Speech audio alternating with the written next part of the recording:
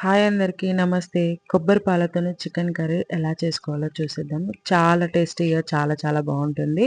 ప్రాసెస్‌కి అయితే వెళ్ళిపోదాము. ఇంకొక పాన్ తీసుకొని 3-4 టేబుల్ స్పూన్ వరకు ఆయిల్ అయితే వేసుకొని, హోల్ గరం మసాలా మొత్తం వేసుకొని ఒకసారి ఫ్రై చేసుకోవాలి. అవి ఫ్రై అయిన తర్వాతకి పెద్ద ఆనియన్స్ 2 తీసుకొని కట్ చేసుకొని, అందులోనే పచ్చిమిర్చి ఇంకా కరివేపాకు వేసి కూడా ఫ్రై చేసుకోవాలి. ఇది లైట్ గోల్డ్ కలర్ ఫ్రై అయిన తర్వాతకి ఒక 1 టేబుల్ స్పూన్ అల్లం వెల్లుల్లి పేస్ట్, కొంచెం కొత్తిమీర వేసి ఫ్రై చేసుకున్న తర్వాతకి కొంచెం పసుపు వేసేసి కలిపేసి చికెన్ వేసేసుకోవాలి.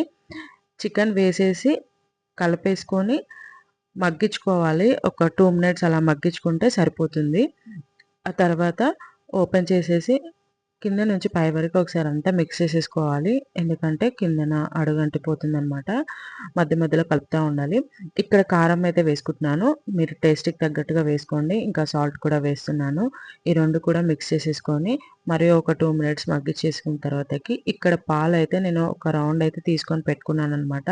మళ్ళీ ఇది సెకండ్ రౌండ్. 2 సార్లు మనం పచ్చి పాలైతే తీసుకొని పెట్టుకోవాలనమాట. ఇది పచ్చి కొబ్బరి పాలు.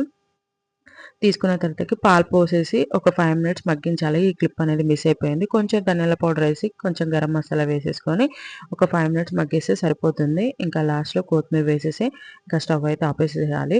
మీకు గ్రేవీ థిక్‌నెస్‌ని బట్టి పాలైతే యాడ్ చేసుకోవాలనమాట. ఎంత థిక్‌నెస్ కావాలనేది. అలా ఉడికించుకోవాలి. ఎవరైనా ప్లీజ్ డూ సబ్స్క్రైబ్ చేసుకోండి. లైక్ కూడా చేయండి. షేర్ కూడా చేయండి. దీనికి కాంబినేషన్‌గా నేను బగారా రైస్ అయితే చేశాననమాట. చాలా బాగొచ్చింది.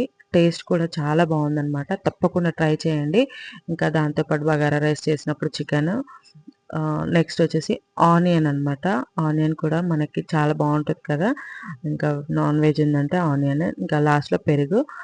ఈ వీడియో ఎలా అనిపించిందనేది కింద కామెంట్ చేయండి. తప్పకుండా ట్రై ఒకవేళ డీటెయిల్‌గా కావాలంటే నేను మళ్ళీ చేసి వీడియో అయితే పెడతాను. Please do